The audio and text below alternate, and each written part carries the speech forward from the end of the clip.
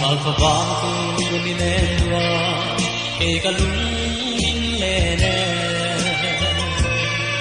lanu leng dang katsai ba nun ko harabe dong du pa mangai berte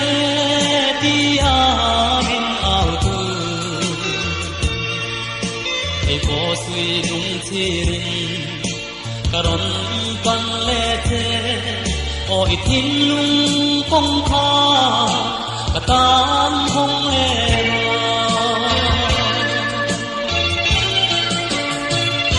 itam lo ki le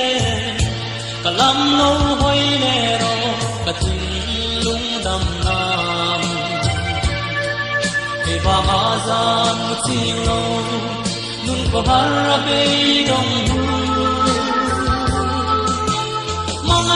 na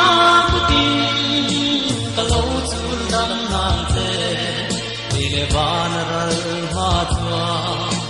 yan kari moile oi mangai na kau kata na